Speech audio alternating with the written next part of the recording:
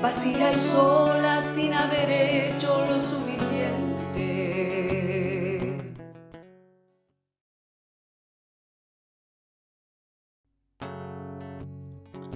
Bienvenidos a Huellas, historias que trascienden. Nuestra invitada de hoy es Paula, quien compartirá con nosotros su experiencia personal sobre lo que significa vivir con el diagnóstico de depresión, una enfermedad que, aunque invisible, afecta a millones de personas en todo el mundo. A través de su historia, exploraremos cómo se manifiesta, los desafíos que conlleva y la importancia de buscar apoyo. Acompáñenos en este capítulo.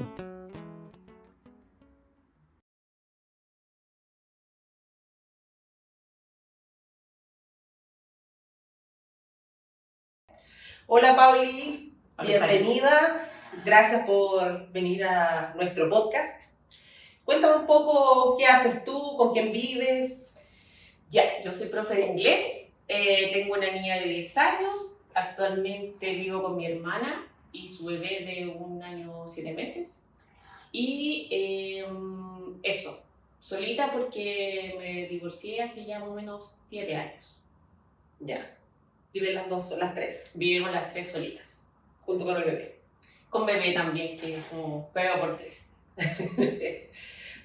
Bueno, Pauli, respecto al tema que nos convoca hoy, es el tema de tu depresión.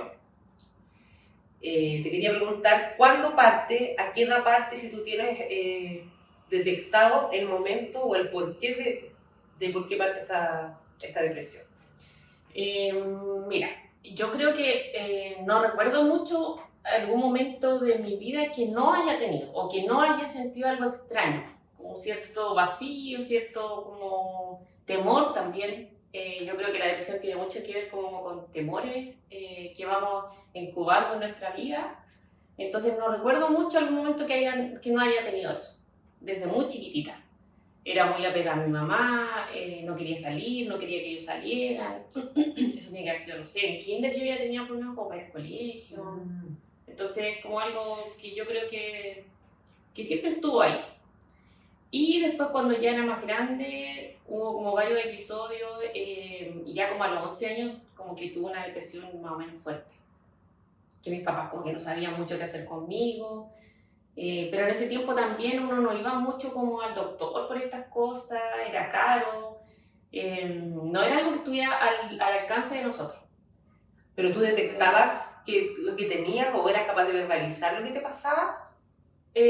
No tanto, pero yo lloraba mucho, sentía como mucho temor, no quería ir al colegio.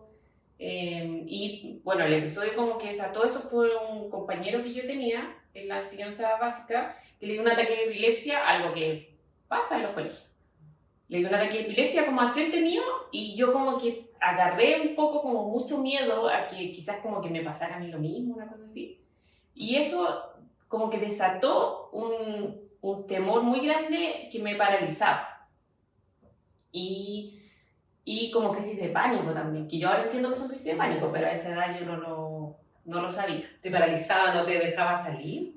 Sí, no me dejaba salir, tenía susto, no quería ir al colegio, no quería estar fuera de mi casa. Ese era como el temor más grande, como que si hubiese estado dentro de esas 4 paredes hubiese estado bien. Entonces era un poco eso. ¿Y cómo lo abordaron tus papás en ese tiempo? Que como me habías dicho, en ese tiempo no era la salud mental, menos en niños, era como sensible, sí, cosas así. Sí. ¿Cómo lo abordaron tus papás? Siempre pensaron que yo era muy sensible, que era miedosa, como que ese era como que, qué miedosita.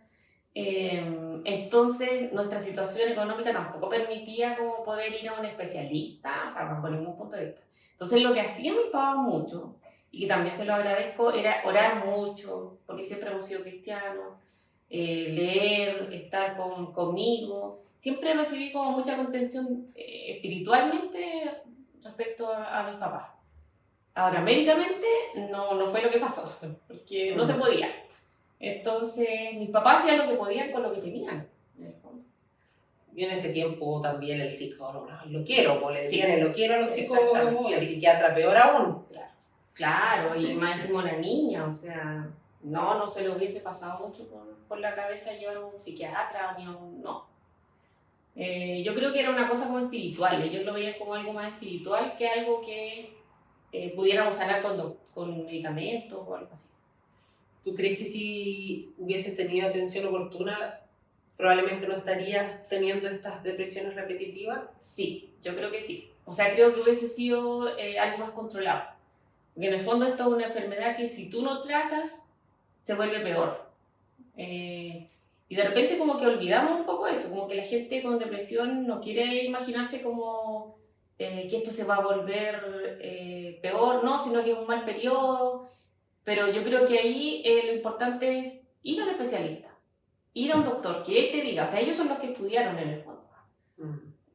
Pero le tenemos un terror a las pastillas, al ir a un psiquiatra, ir a un psicólogo, es casi que yo no voy a depender de una pastilla. Eso es lo que mucha gente a mí me ha dicho. Yo no voy a depender de una pastilla, esa es la típica frase. Y de repente nuestro cerebro no da para más.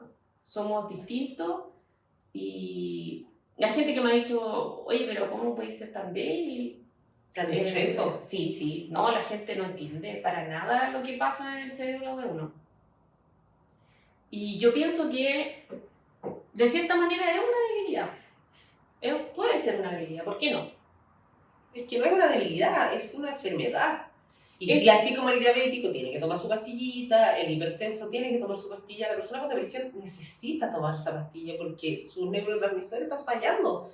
No, ya hay cosas que no resultan, no es como, ya, a mí me da risa cuando le dicen a la gente, ya retira para arriba a la gente con depresión. Imposible porque es algo que está en tu organismo. Sí, algo muy, muy difícil de pensar que yo puedo tirar para arriba cuando tú estás tirada en una cama. Realmente con ánimo ni de ir al baño, o sea, una cosa, nada, ni menos de comer. Sí, eso te quería preguntar. ¿Cómo se siente una persona con depresión? ¿Cuáles son los síntomas físicos, bueno, y emocionales? Yo creo que lo peor o sea, aparte del desgano, la desesperanza, el no tener ganas de comer, por ejemplo, yo creo que el peor síntoma que tú sientes es que tienes que seguir viviendo, tienes que rendir, tienes que trabajar, tienes que cuidar a tus hijos y no tienes ánimo, no tienes fuerza en tu cuerpo, menos en tu mente, pero tu cuerpo no responde a lo que tú haces generalmente. Entonces, ahí creo yo que es donde uno se empieza como a entrar en un hoyo horrible, porque tienes que trabajar, tienes que levantarte todos los días, tienes que cocinar, tienes que hacer las cosas del día a día. Tú no puedes morir en vida, porque tampoco la sociedad te lo permite, ni la vida te lo permite. O sea, uno tiene que seguir viviendo, y ya cuando tú ves que el cuerpo no te funciona, es una sensación terrible. Terrible porque en el fondo hay cosas que hay que cumplir, hay que seguir viviendo. Uno podría dejar todo tirado. Muchas veces yo he sentido o he pensado en dejar todo tirado y ya. Pero no se puede porque uno en el fondo no es tan egoísta, o no es, sí, porque en el fondo todos tenemos egoísmo, pero en el fondo uno no es tan egoísta como para dejar todo tirado y vivir la vida que depresivamente como uno quisiera a veces, en el fondo, uno quisiera de repente dejar todo. La otra vez escuchaba a una persona conocida de la tele decir que, bueno, ella padece trastorno bipolar, que como que la sensación que ella tenía era que la cama como que tuviera unos chupones, que la cama la absorbe. Sí. Es como que no eres capaz de levantarte de la cama. Sí, es muy terrible. Esa sensación yo creo que es muy terrible. Como ella lo describe, eso es lo que pasa con el cuerpo de uno. Es como que algo te chupara y no quisieras como seguir viviendo en el fondo. Sí. ¿Y tú qué haces en esos momentos? Mira, este año tuve un episodio súper fuerte porque la porfiadera de uno también, es siempre querer vivir sin la pastilla. Como ese yo creo que es como el gran drama, no sé si de toda la gente que puede ser depresión, pero de repente de uno. Es como, ya, si yo en algún momento la voy a dejar, en algún momento voy a poder, que yo creo que tiene que ver un poco con una soberbia interna de uno. En algún momento voy a poder sin esto. porque también creemos que que en el fondo yo creo que tiene que ver con nuestra crianza también cristiana y que leemos en la Biblia que dice todo lo puedo en Cristo que me fortalece. Bueno, ¿y por qué yo no voy a poder entonces vivir sin una pastilla? No, yo voy a poder en algún momento, yo tengo que poder. Entonces yo quise hacer ese proceso y le dije al doctor, yo voy a dejar las pastillas, y él me miró así como con cara de, bueno, sí, ya. Si tanto quiere vivir sin la pastilla, ya. Me dio los porcentajes de gente que volvía a tomar pastillas, me dio todo, y yo dije, sí, pero igual yo quiero probar, a ver si puedo. Y fui como bien porfiada, como que lo hice. Y ahí yo creo que cuando llegué a unas 2 semanas o 3 semanas de dejar la pastilla, ya me empezó a dar un bajón fuerte. Que yo creo que es cuando el cuerpo se desacostumbra. Hubo un efecto rebote que Claro, una cosa te da más fuerte de lo que sí, te había yo dado. siento que fue mucho más fuerte. Y porque, claro, esto no es que una depresión tan fuerte sea... porque como contaba yo, mi diagnóstico es como de depresiones reiterativas. Entonces, me han dado bajones fuertes. Cada ciertos años, cada cierto tiempo, yo he vivido como esos periodos de depresiones muy fuertes. Pero lo que me pasó este año fue eso, que yo dejé la pastilla y ya como a las 2-3 semanas empecé con bajones más o menos fuertes, pero le di, seguía trabajando con una angustia grande. Y ya hubo un momento que no pude seguir. Y ahí es todo un camino nuevo, porque tú vas a un doctor, la salud mental es carísima. Sí. Es carísima y aparte de eso, encontrar un buen doctor, lamentablemente, hay que pagar harta plata. Si no, igual andé como dando botes. Entonces, hay que pagar harto, hay que buscar muchos doctores para llegar con el que tú te vas a quedar por un tiempo, hay que probar remedios distintos. Entonces, ya cuando lo logré y me estabilicé, yo creo que eso ha sido hace 3 semanas.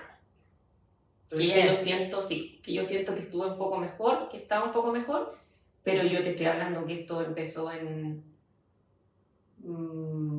mayo, junio. Entonces, harto el cuerpo en sí, acostumbrarse a la medicación. sí, Claro, porque había tenido esa... sí. de dejar las Entonces, pastillas, entonces se retrocedió en todo lo que se había retrocedió avanzado. mucho, sí. Entonces, pero claro, ahora ya ha avanzado bien y vamos mejor. ¿Y esto cómo lo abordas con tu hija?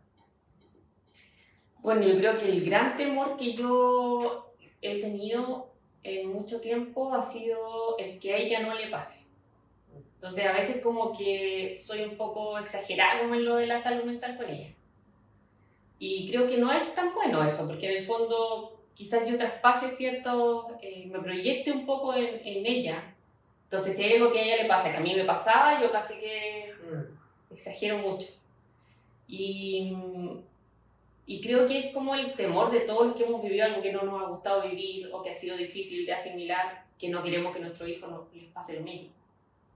Entonces, yo soy bien ahí como escandalosa en el tema de salud mental con ella.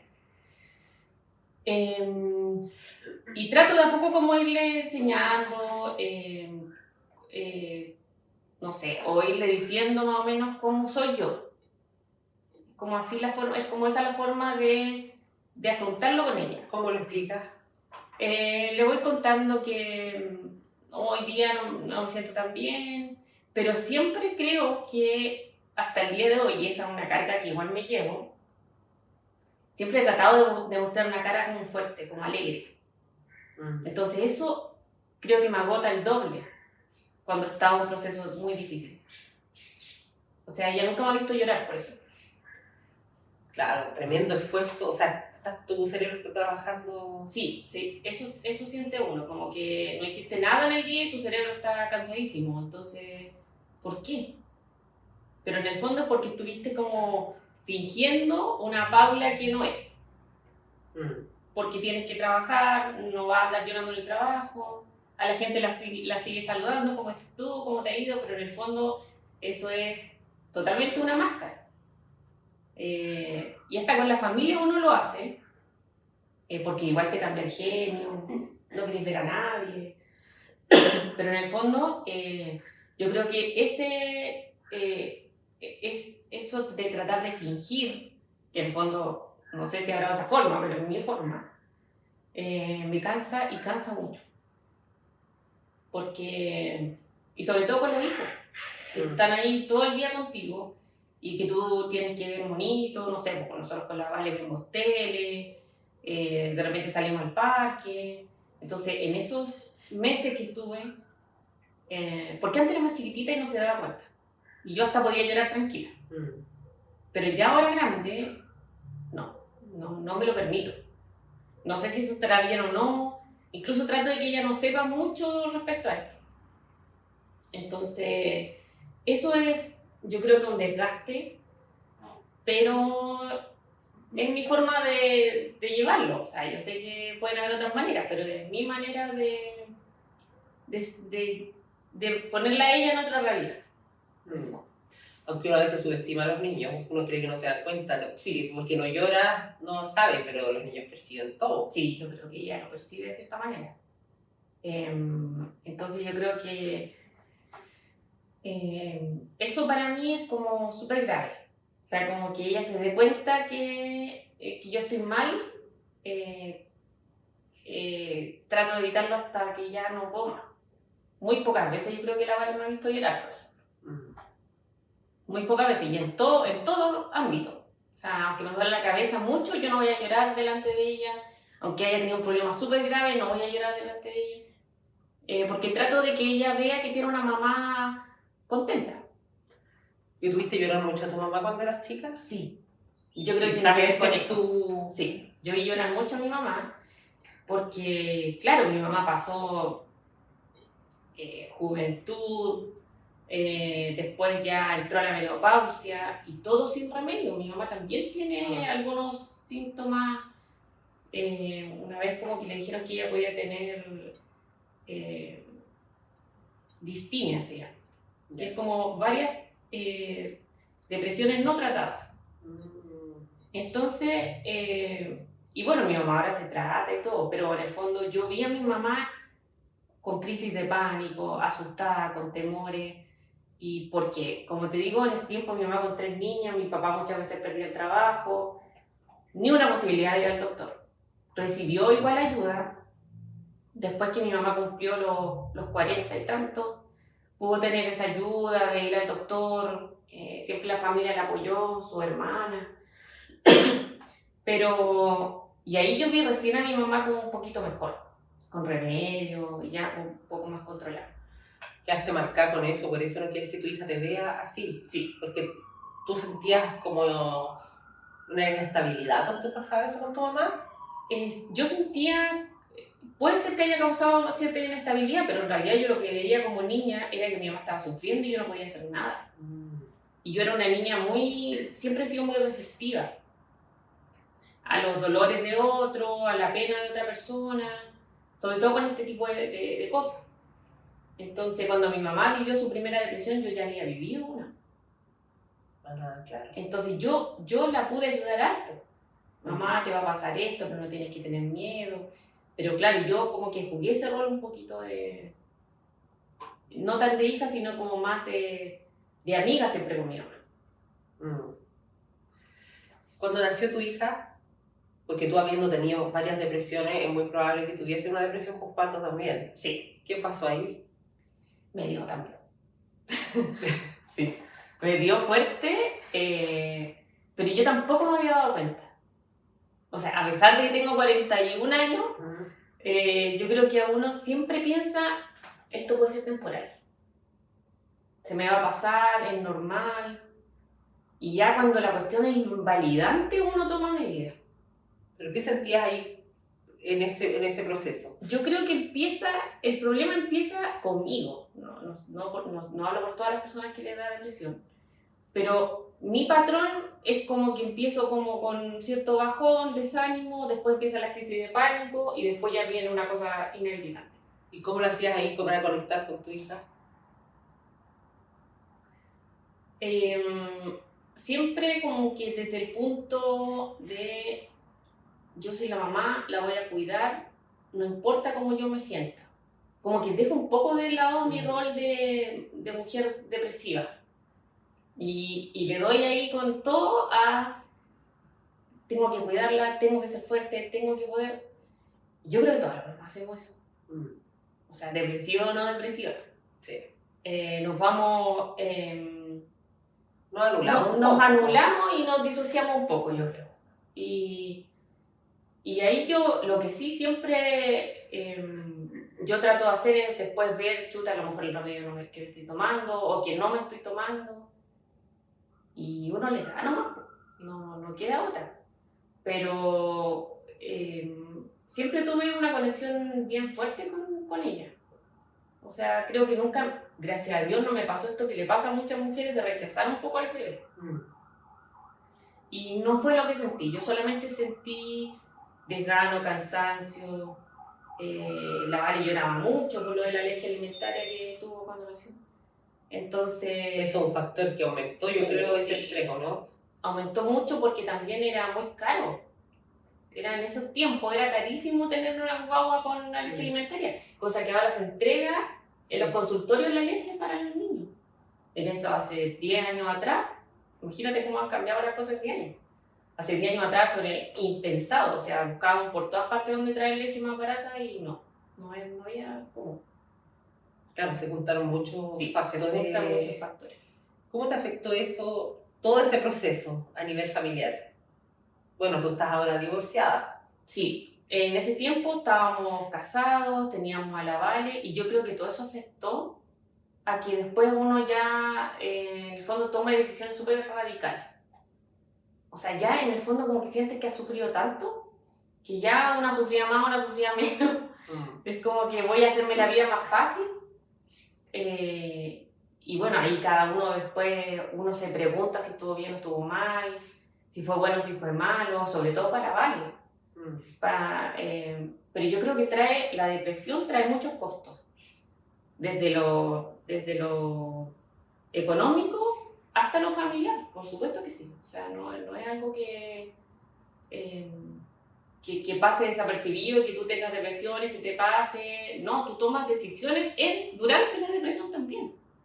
O sea, lo que tú dices en el fondo es que ojalá no se tomen decisiones bajo ese... Porque son decisiones como radicales. Sí, son decisiones radicales porque uno quiere salir del dolor. Entonces, si ves que lleva mucho tiempo y no se te pasa, yo creo que hay dos cosas que yo para mí son fundamentales. Uno, no exponerme a mucho estrés durante un largo periodo de tiempo. Eso me hace pésimo y llego a fin de año ya muerta, lo paso pésimo en el verano. Entonces ya yo sé que eso tengo que tratar de tener un trabajo relajado y gracias a Dios se me ha dado de esa manera. O sea, Dios ha sido muy cariñoso conmigo en cuanto a mis trabajos, en cuanto al ambiente laboral, porque eso influye mucho. Un año de un ambiente, o 2 años, o 3 años de un ambiente pesado en el trabajo, te va a pasar la cuenta. Como también pasa la cuenta tener problemas en el matrimonio, como también pasa la cuenta tener hijos con problemas. Claro, todo eso se va acumulando. Y eso es algo que yo pienso que hay que evitar y tratar de hacernos la vida un poquito más llevadera, algo que nos guste. El deporte, la alimentación es fundamental, cosa que a mí me cuesta un mundo lograr. Y no tomar decisiones en ese tipo de circunstancias. Porque siempre son decisiones desesperadas, en el fondo. Claro, es como bajo estrés. Bajo estrés, y después uno se arrepiente generalmente, dice, chuta, debería haberme tomado esto con más calma. Y yo pienso que ahí hay que tener harto cuidado en eso. Sí. ¿Cuál recuerdas tú, si es que te acuerdas, que ha sido el momento como más difícil dentro de tu diagnóstico? Como la depresión, o más fuerte, o el momento que tú recuerdas que fue, este momento realmente creí que no iba a pasarlo. Yo creo que claramente fue después que nos separamos, que me separé. Yo creo que ahí tuve una depresión muy, muy fuerte. Porque tenía que ver con un estrés que se venía acumulando hacía tiempo, pero también con muchas cosas que yo que yo hice que habían desilusionado un poco A tu familia. a mi familia, también a la familia, a usted, a la familia de Felipe en este caso. Y yo creo que eso a mí me dolía el alma, porque siempre he sido una persona muy... Muy complaciente. Muy complaciente, claro. Te costó llevar la carga de qué van a decir de mí. Eso fue horrible. Eso fue ¿Tú crees que eso horrible. fue que lo que gatilló la depresión? Sí, ¿Cuál? yo creo que eso, o sea, no fue eso lo que gatilló. Fue una acumulación de cosas, pero yo creo que eso me hacía ver el alma. O sea, era una cuestión... Porque también mis papás, ellos me decían, Pauli, pero arregla esta situación. Y yo sentía que en el fondo todo el mundo me decía, arregla esta situación, o sea, córtala, ordénate. Y era un momento que yo no podía ordenarme, tampoco en la mente. Y que pienso que todo pasó por algo en el fondo también. Pero yo creo que ese fue el momento más duro en el que yo sentía en las noches muy sola con mi guagua, porque la Vale tenía, bueno, cuando podía, o sea, se iba igual con el Feli y todo, pero en el fondo el momento más difícil era cuando yo estaba sola en las noches, porque de día mi hermana me iba a acompañar y esas cosas, pero en las noches eran horrorosas. O sea, yo me acuerdo como un tiempo muy, muy triste, de pensar en el fondo en mi mente, si me quedara dormida y no despertara más, no sería tan terrible. ¿Tuviste pensamientos de suicidas? Sí, yo nunca he planeado un suicidio, cosa que la gente entiendo por qué llegan a ese tipo de pensamientos, porque en el fondo la angustia es tan grande, la desolación, la desesperanza es tan grande, que tú piensas, pucha, si pudiera dormir para siempre sería mejor. Y yo creo que por ahí va un poco mi pensamiento. Ya, o sea, que si me atropellara un camión, tampoco sería tan grave. O sea, ya. Pero siempre la Vale era mi cable a tierra. Yo me acuerdo que escuché en un programa eso de la ideación suicida, que es bien interesante, porque uno cuando habla de suicidio como que habla solamente del acto, así como ya me quiero matar, lo voy a planear. Pero cuando uno empieza a tener pensamientos oscuros, como que quiero dormir para siempre, quiero desaparecer, si desaparezco va a ser mejor, necesito descansar, no puedo hacer nada, no sé, quiero estar tirado para siempre, también es eso. Sí, claro, porque en el fondo tiene que ver, como te decía, con el no disfrutar la vida. Pequeñas cosas, no las disfrutas, comerte algo rico, salir al parque, ya no estás disfrutando de nada. Y yo creo que ahí llegas tú como al fondo de, mejor si durmiera para siempre estaría bien igual, o sea, no es tan terrible, no me pierdo de mucho. Entonces, yo creo que ahí está como la raíz del problema. ¿Y tú sientes que los temas te afectan más que a otras personas? Ciertos temas. Por ejemplo, los temas como de salud mental, que si yo veo a alguien que tiene algún problema, que está con crisis de pánico, a mí me afecta y yo tomo eso como si fuera un problema mío y trato de ayudar a esa persona, le pregunto cómo está, cómo se siente. Sin embargo, hay otros problemas con los que no puedo empatizar de la misma manera. Yo creo que a todos nos pasa. Y respecto como al día a día, en la familia, sí, yo creo que hay temas que me afectan quizás, pero no sé si más que al resto, o sea, cómo medir eso. Claro. Ahí no sabría decirlo, pero creo que no lo sé. Pero sí creo, que esto lo conversaba el otro día yo con una tía, es que yo tomo todo como si fuera, pero me juego la vida en cosas que en realidad no son tan importantes. O sea, si hay un problema, por ejemplo, de plata, yo empiezo a hacerme el problema por eso, empiezo a pensar, chuta, ¿qué voy a hacer? Voy a tener que irme de aquí, y ya estoy viviendo bajo el puente en 3 segundos.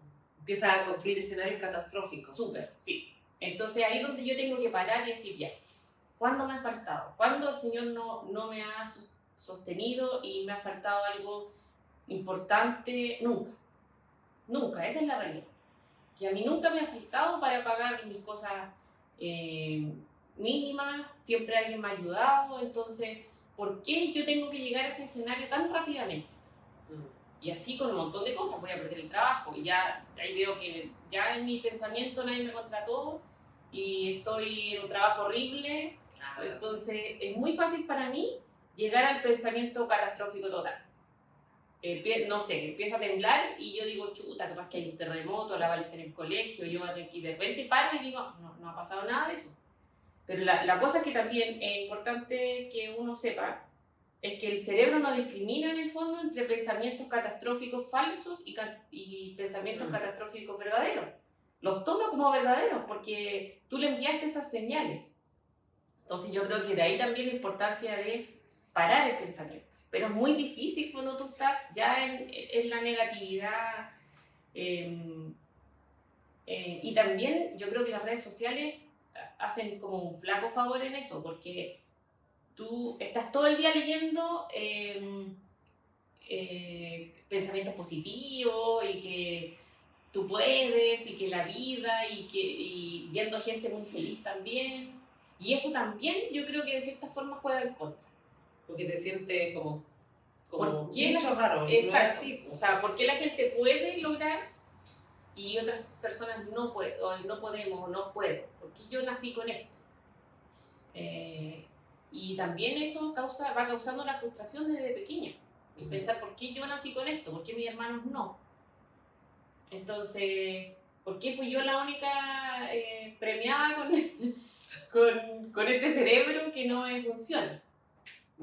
Y en ese sentido yo creo que ahí hay algo que ir sanando, y yo a mis 41 años pienso que todavía eso no lo tengo resuelto. O sea, cada vez que tengo una depresión yo vuelvo con todo para atrás, y todo lo que avancé es como que se hubiese perdido y tengo que empezar de nuevo, a pensar, ya Paula, tienes cosas positivas, esto es bueno en ti, y hacer todo un trabajo mental como si tuviera 20, 30 y 40. Ya, entonces cuando a ti te dan esas crisis, esos bajones, no solamente es el futuro el catastrófico, sino también el pasado. Los errores que cometiste, tú como persona, tu autoestima, ¿todo se ve afectado? Todo. Entonces es un retroceso cada vez que tengo una depresión muy fuerte. Y en realidad siempre son fuertes igual. Lo que pasa es que después a uno ya se le va olvidando. Cuando ya pasaste un año más o menos estable, ya como que se le empieza a olvidar, y por eso también uno deja los remedios. Bueno, ese es otro punto. Pero claro, cada vez que yo he tenido una depresión he vuelto completamente atrás. Y en el fondo es como lo normal. O sea, dentro de una depresión existe la culpabilidad, que es uno como de lo que más te preguntan cuando tú ves a un psiquiatra. Sientes culpabilidad, sientes, no sé, pensamientos catastróficos de lo que estamos hablando. Entonces al final es todo de nuevo. Después volver a decir, ya, yo valgo, yo lo puedo hacer, yo soy capaz. Cosas que son básicas. Pero ¿cómo logras eso? De reconstruirte de nuevo, porque es como partir de cero. Es partir de cero. Yo pienso que ahí yo tengo una vida espiritual que trato de cultivar. Porque tampoco, claro, las personas te pueden ayudar diciendo, Paula, eres buena en esto, no sé, pero tampoco tú puedes estar pidiendo a los 40 años que te estén diciendo, ven que soy buena como a los 16, o sea, entonces ya tienes una vida como, en el fondo, de persona grande. Entonces tú tienes que ir construyendo nuevamente lo más básico. Y por eso que la terapia sirve, porque en el fondo el psicólogo no te está diciendo cuántas veces te han repetido esto, o sea, ya tienes que creer que tú... No, el psicólogo va a hacer su trabajo y a ti te va a servir. En cualquier momento de la vida te va a servir. Y lo que tú decías, además del cerebro, es importante eso, porque ¿por qué dan las crisis de pánico y todo eso? Porque el cerebro no diferencia entre el futuro y lo que estás viviendo. O sea, tu cerebro ya está pensando que tú estás en el Mapocho. Sí. O sea, tú no estás en el Mapocho, tú estás imaginando que te va a ir pésimo y la vida te va y no vas a tener ni un peso y vas a estar en el Mapocho.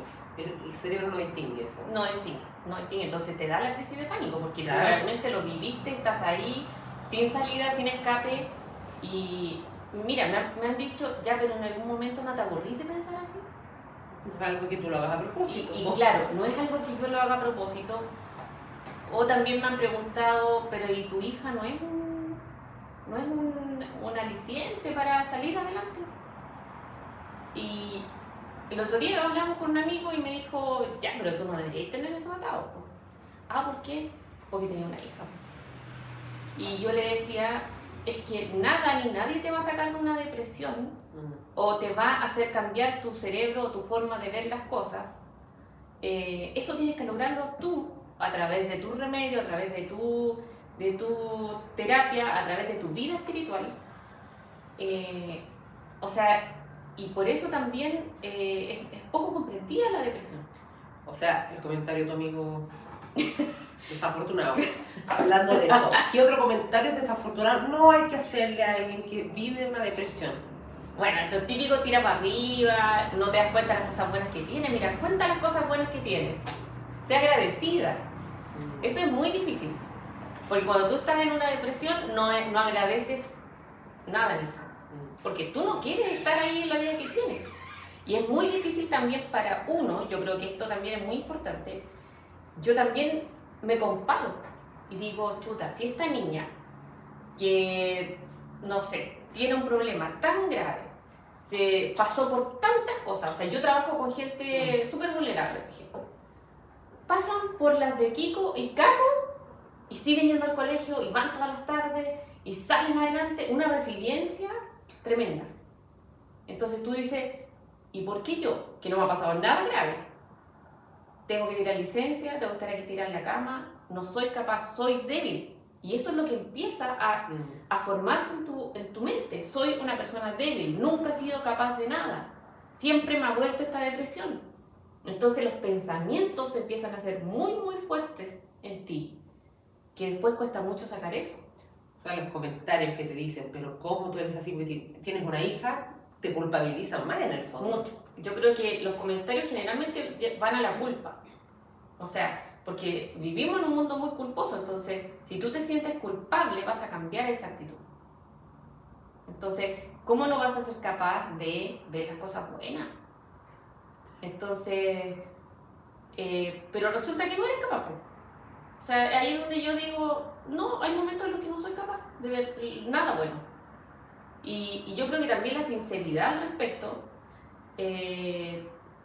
también deja un poco que la gente entienda cuál es tu situación en ese momento.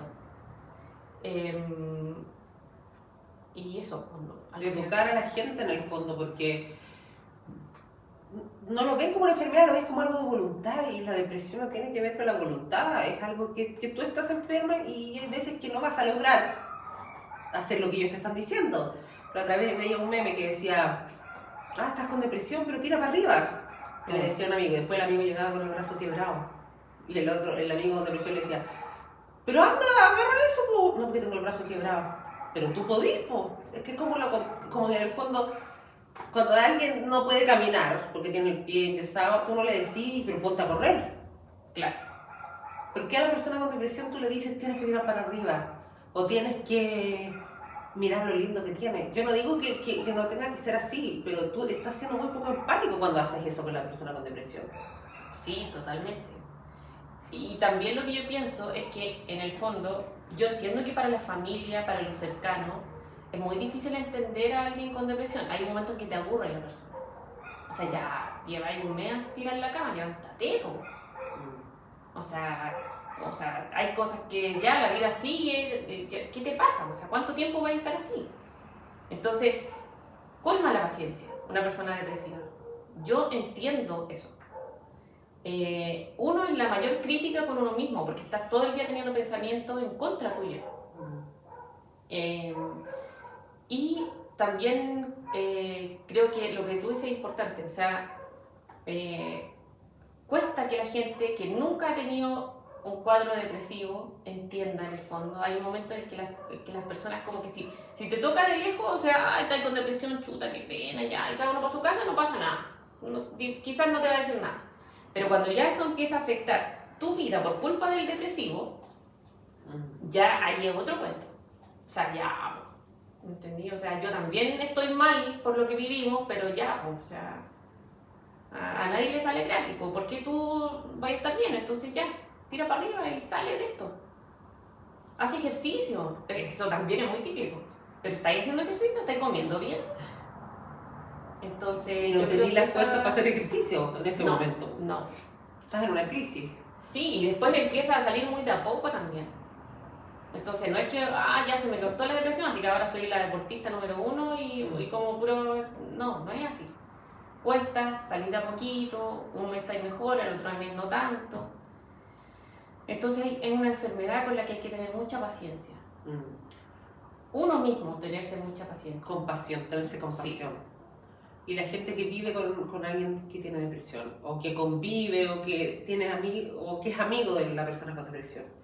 ¿Qué cosas prácticas, lo más práctico posible, puedo hacer yo por una persona que esté así? Mira, yo creo que no juzgar, no querer ayudar tampoco, más que en lo práctico, yo creo.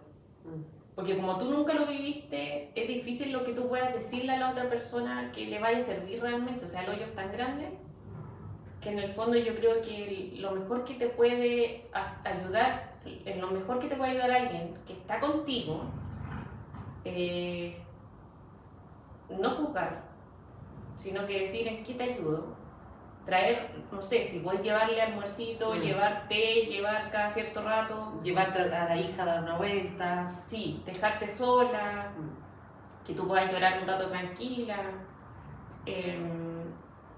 Yo creo que en ese sentido alguien puede ayudar harto, orando por ti. O sea, pidiéndole al Señor que el proceso sea corto.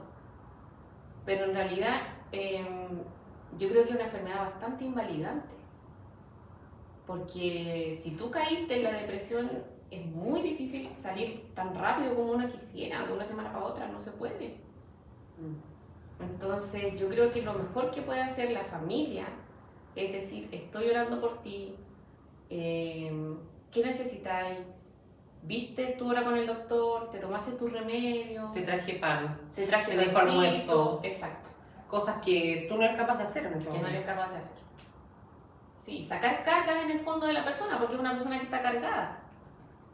Y no tener esos comentarios vacíos que te hacen sentir peor. Sí, y esos comentarios yo creo que te hacen sentir mal siempre, no cuando estás pasando la depresión. Sí. Siempre te hacen sentir mal, siempre te vuelves a decir, chuta, a lo mejor es verdad también. Entonces, cuesta mucho que uno mismo se entienda, cuanto más cuesta que el resto te entienda. Por eso es tan importante, a veces uno lo ve como algo tan liviano, pero no juzgar al otro cuando te está contando. Generalmente tú tienes que estar dispuesto a escuchar cosas que no son políticamente correctas y no juzgar.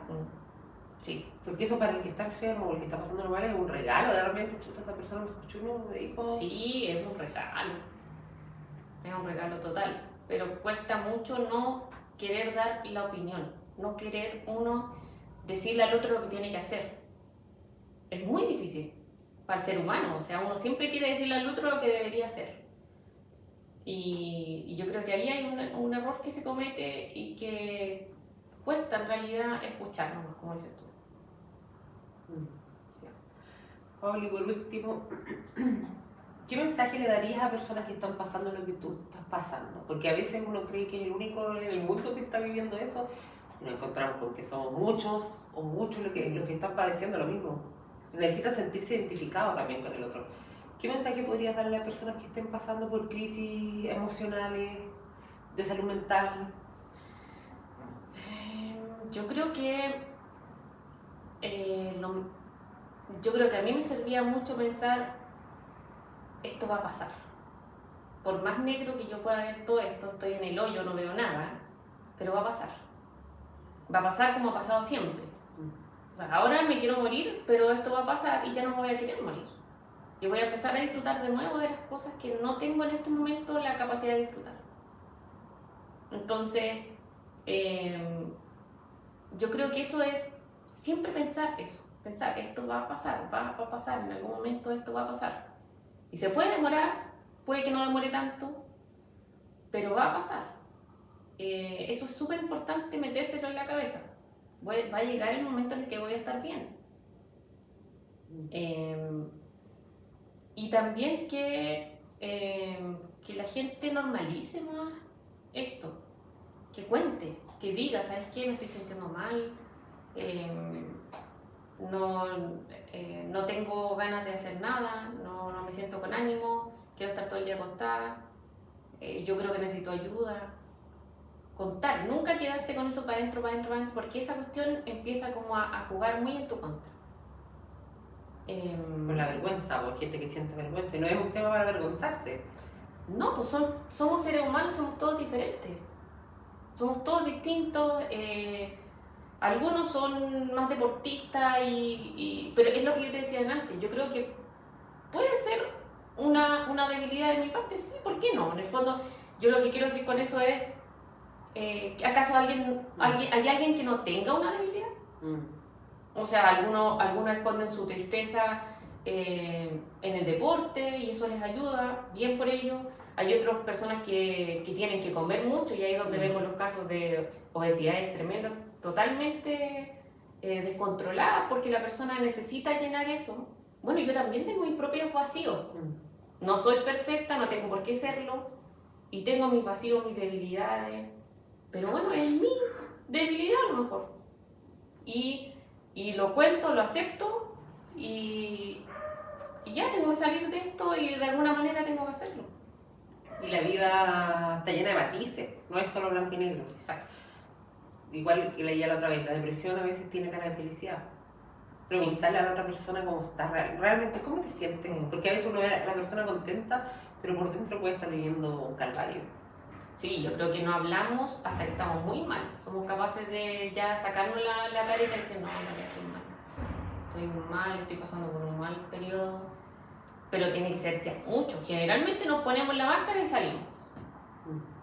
Entonces, lo que dices tú es importante, o sea, preguntar cómo estás realmente.